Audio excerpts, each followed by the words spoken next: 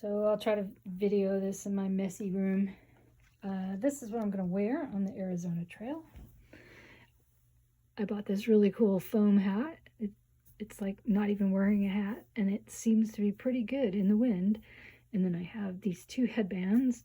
One is a little bit narrower than the other, and one is a little bit warmer than the other.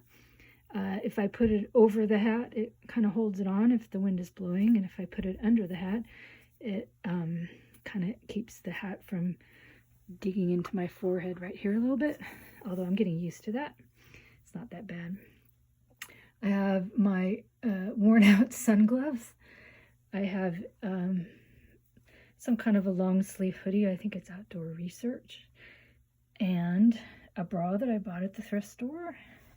And some Janji men's 5-inch inseam running shorts that have a strange color pattern going on. I don't know what the deal is, why the orange colors don't match. So I figured, okay, I'm going to ruin those in the desert anyway, so I don't care.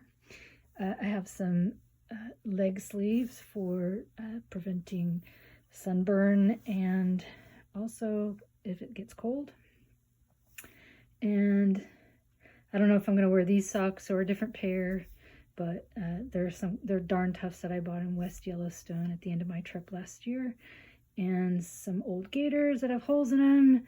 I figure if I'm going to walk through those cactuses, those cholla balls, that if they stick to the gaiters, then I can get them off of the gaiters easier than off of my feet.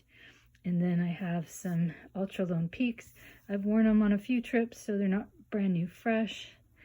And that's going to be what I wear during the day. This is my fanny pack. I brought this on the CDT last year, and I really like it. It works great. You can just slide your phone right in there. I have sunglasses and pills and money and chapstick and just whatever general stuff in there for easy access throughout the day, headphones, that kind of thing. This is my backpack. This is a Palante V2. I bought this used for $50 off the Gear Trade website. It has already hiked the Continental Divide Trail by somebody else, not me, and I don't know what else. It seemed to be in pretty good shape. The shoulder straps had some damage. I fixed the shoulder straps, but then I removed them, and I will show you that. So I removed the shoulder straps entirely. I cut open this seam. I seam ripped it. It was very difficult to do. And I created a similar attachment with nylon or polyester, I think it's polyester webbing that I bought, and sewed that in, put some bar tacking in, and then I bought a pair of brand new Nashville straps from the Nashville Cutaway, Nashville Pack Company, and so I have Nashville straps on my backpack. On my Palante backpack. I've also got a Nashville Cutaway pack body, and I've tried it out, and I actually prefer the Palante to the Nashville. The Palante's a little bit bigger, but it has a way better bottom pocket. It has this big, easy to get to opening. The Nashville, the opening is about right here on your back, and it's really hard. You have to bend over, and you can barely get into it. And also the Cutaway bottom pocket is very small, doesn't hold as much stuff, and has no trash pocket where you can stuff your trash in there. I made some more modifications to the backpack. The person who owned it before me had cut off the hip belt, and I found a hip belt, and I sewed my found hip belt onto the little nubs of webbing that were left over. I also kind of experimented with, hip belt pockets. So I have this like daisy chain on there, but I don't really need hip belt pockets, so that's kind of useless. Other modifications I made to the Palante pack is I sewed various loops. So I have loops all over the pack that I sewed so that I can I was trying to figure out, like, how do I carry a foam pad like against my back, and so I can like thread a bungee in there and put a thin light pad against my back. I'm not going to bring a thin light pad, so I don't really need to do that, but it's there if I do. I also sewed on some other little bits of webbing here and there, because it comes with one side bungee, but if you're using short water bottles, it's too far away. So I have other little places where I can put more bungees.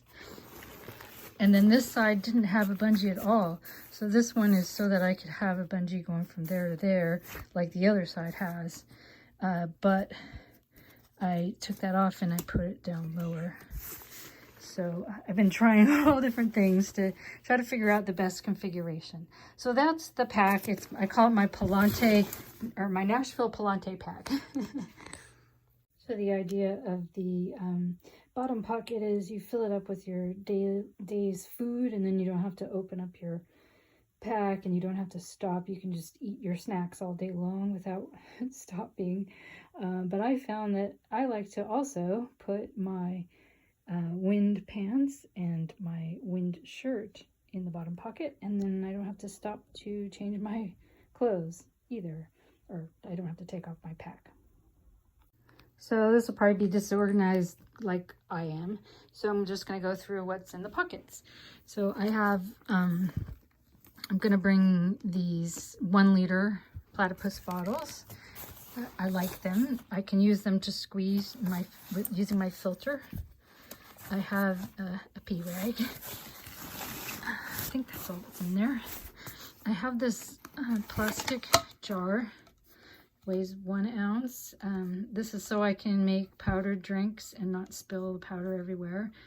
And also so I can scoop water, because it's hard to scoop water or fill up platypus bags or even smart bottles if the water isn't flowing very well. And what else? Oh, I also have a 2 liter for the longer carries. And on the front there, I have a 750 milliliter that is just for, as I'm walking, I can drink water as I'm going. So the total is about that's about 5 liters. So I guess I could carry some water in this one too and make it, 5.5, almost 6 liters. So that'll be my water capacity. In this little bag, I have I have a Sawyer Micro and a little bottle of bleach. My plan is, if the water's good, just gonna bleach it. If it's gross, I'm gonna filter it. I hate squeezing, so I'd rather bleach it than filter it. This safety pin is so I can hang my socks off the back and not lose them if I need to dry my socks. I may carry a second pair, I haven't decided. I can hang other stuff off there.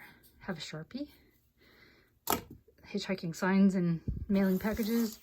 These are my tent stakes. It's an assortment, mostly shepherd hooks, a couple of groundhog style.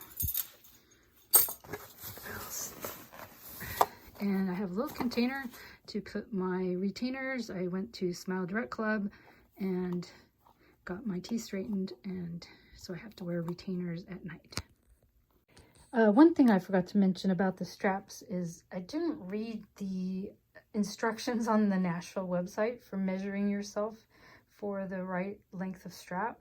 So I bought 16-inch straps because I have a 16-inch pack, and that turned out to be way too small.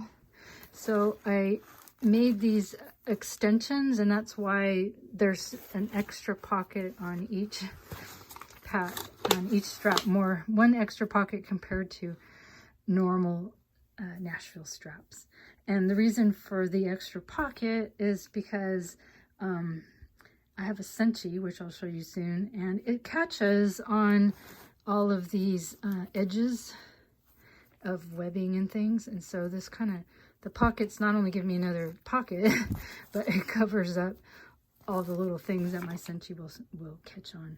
But inside of this, I have like a bidet and some hand sanitizer and a little tiny bottle of Dawn detergent, which I will use to wash my hair when I go to a hotel, not on the trail. In this pocket, I have a Zolio, and I have a watch that that beeps every hour and will wake me up at 5 o'clock in the morning. I am bringing a Alpha beanie, and it fits nicely in my pocket. I just love all these pockets, and plus these straps, they just feel so good. Everybody should make straps like this. I also have, as you can see right there, there's the watch beeping. I have a Nightcore headlamp. Inside the pockets, you don't need to see all the details, but I have enzymes to help you digest beans. I have, what else? I have this little piece of bandana for wiping the sweat off of my face. I got a toothbrush and toothpaste handy here so that I can brush my teeth as I'm walking. And throughout the day, I can just stuff things in there and take them out and trade them around. So what's in the pack? By the way, I've been walking around with the 2 liters, sometimes with all of the water filled and with all the food I'm starting with, just to see how it feels, and it feels great. This is about, I think it's 8 pounds of gear. I don't know how many pounds of food and water. That seems to vary, but yeah, it feels great. It doesn't feel like a burden at all. So I'm gonna start taking things out of the pack. So this is my food bag. Somebody sent me a whole bunch of Dyneema composite fabric to make things with, and this was like I made this bag out of like scraps, so it's kind of got some strange seams and stuff, but it's about the right size for 3 or 4 days worth of food. I think my longest food carries are going to be around 5.5 if I keep an 18-mile-a-day pace. So maybe my longest carries will be 5. I'll probably pick up the pace after a while. And I don't know if I'll be able to get all my food to fit in there, but for now it does fit in there. And if I need a bigger one, I will just start using a grocery bag. The shape of this, though, being somewhat narrower than a grocery bag, allows me to place it against my back and get the weight in my backpack sort of well distributed. I have a 600 milliliter cold soak jar. I bought this from Lightsmith. It's a little heavier than the normal cold soak jars you can get out there, but it's safe for hot water. I am not going to cook. I actually don't need this to be safe for hot water. At first I was planning to cook and eat cold soak, but I decided to commit to cold soak. But hey, you know, if I meet somebody who wants to give me some hot water, I'm not going to turn it down, and I will be able to have a hot cup of coffee or a hot dinner or whatever if I ever want to. I could also ask Tony to send me a stove if I decide I hate eating cold food all the time, and I'll be ready with my jar. I can't seem to find my metal spoon, so I'm using this yogurt spoon. Works fine. And I have a bandana, which I generally end up using just to dry out my my cold soak or my stove or whatever, my pot. So I'm storing it in there, but it's kind of for general purpose, not just for my cooking needs. So I also have another bag that I made. It seems to weigh less than just about every other bag of this size that I've been able to make or find. So I'm bringing this bag. It stores spare clothing, and I can put things in it and use it as a pillow at night. But inside the bag right now is a skirt. I was at the thrift store trying to think. So when I was hiking the CDT, the hot sun was just driving me insane one day, or after like a week of it. And I was trying to find ways to like shade my legs and shade myself, and like nothing really worked. So I started pinning a bandana to the bottom of my shorts, and that seemed to work. And I thought, well, okay, maybe if I had 2 bandanas, I could cover both sides. And then I thought, why don't I just bring a skirt? So this skirt's not much bigger than 2 bandanas. It was a baby doll dress, and it's cotton. And I just sort of cut off the top of the dress that, you know, goes around your upper body and turned it into a skirt. And then I found this, I think it's a men's tank top. It kind of has that muscle man cut, but it was also another thrift store find. Somebody had cut it short, like they were going to the gym and showing off their abs or something.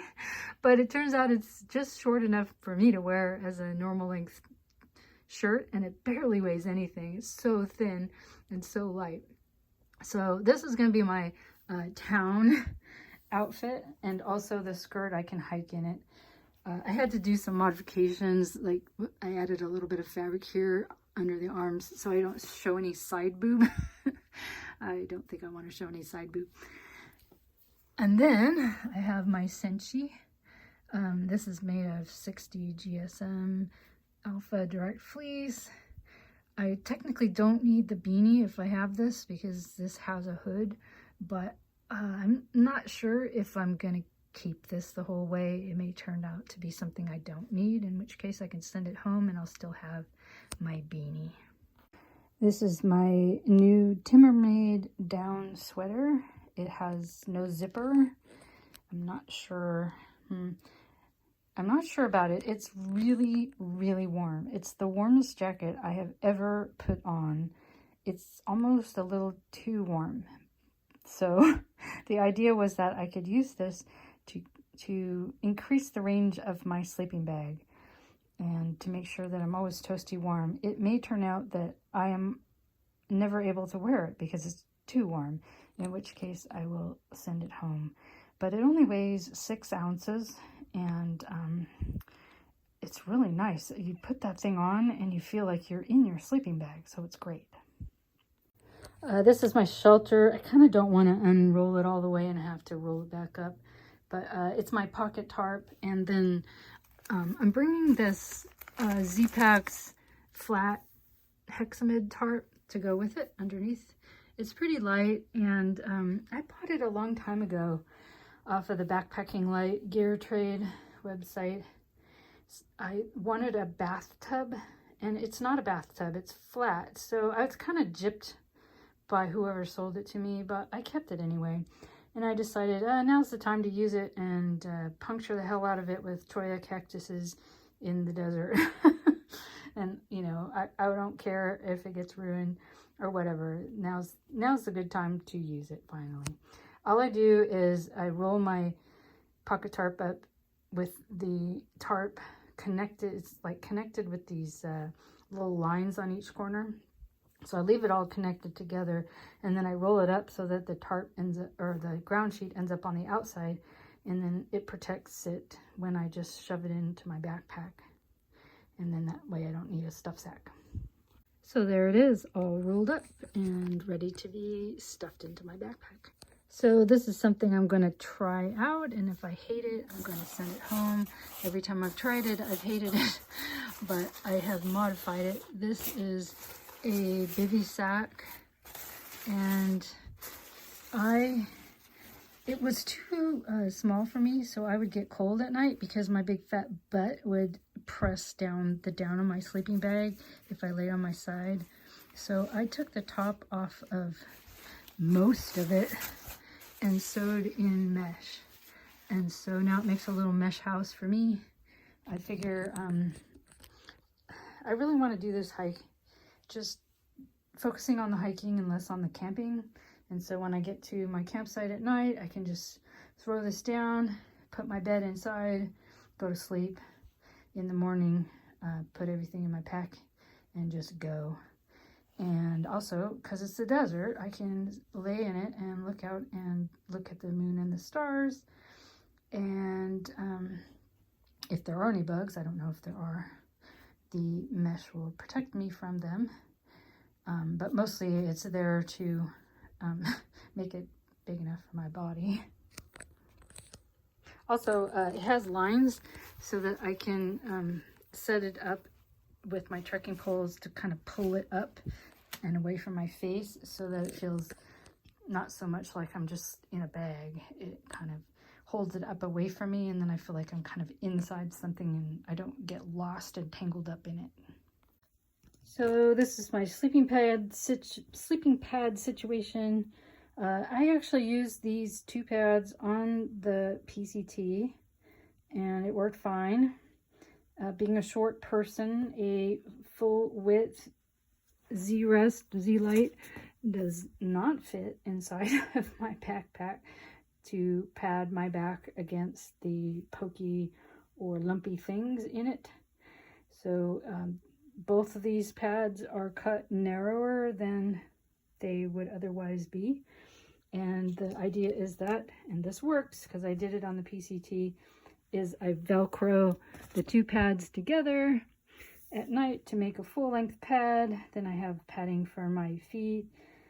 I did have to cut the blue one a little shorter because where the Velcro had been before, it was it was coming apart. It was cutting a hole in the pad.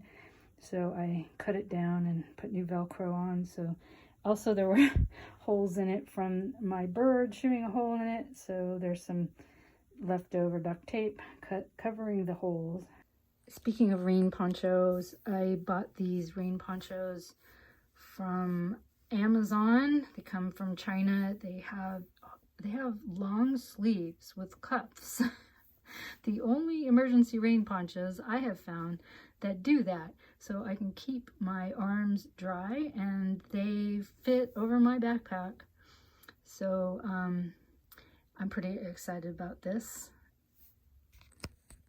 Timmermaid makes this thing they call a water bear. I don't know why they call it water bear, but it's a down balaclava with a Climate Shield Apex extension that then covers your face so that when you're sleeping you don't have any like moist fabric pressed against your face, and you don't have to breathe any cold air.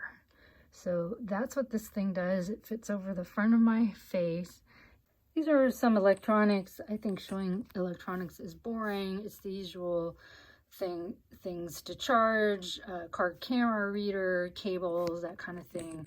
Again, a little teeny DCF bag that I made myself. I have a 10,000 milliamp. I hope that's going to be enough. I am going to bring my 10-degree sleeping bag, even though I have the Timmermaid to extend the warmth of a less warm sleeping bag. But my less warm sleeping bag weighs the same as this one, and this one is really nice and warm. So if I can send the Timmermaid home, then I save myself 6 ounces. And if I can send the bivvy that I made, then I save myself another 7 ounces. I could save myself almost a whole pound if I send those 2 things home. So we'll see how this goes. This is my pack liner. It really only holds my sleeping bag and my down jacket and my electronics. I don't expect there to be a lot of precipitation or reasons to have my pack fully lined. If I'm wrong, I will just get more bags from the grocery store.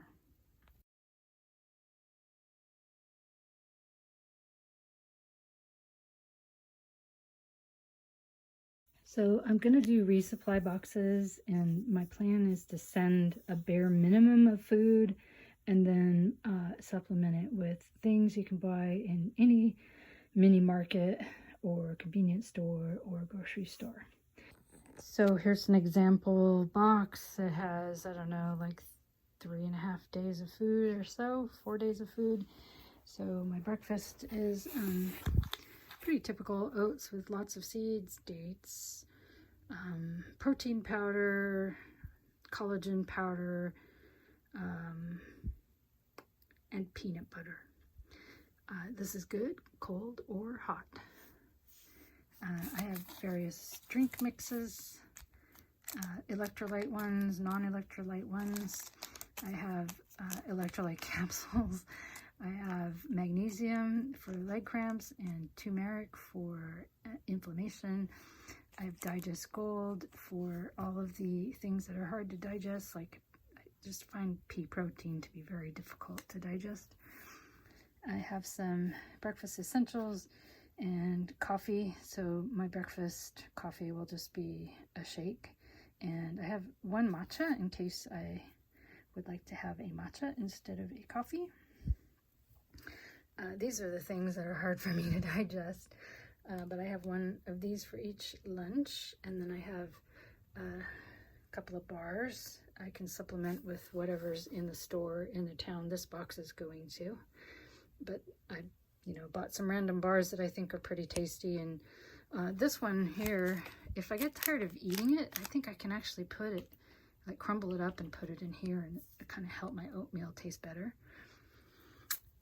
Let's see, I have various dinners that I dehydrated or mixed together and then vacuum sealed, and one of them is kind of the skirka beans recipe. It's store-bought refried beans that are dehydrated with taco seasoning. I dehydrated feta cheese.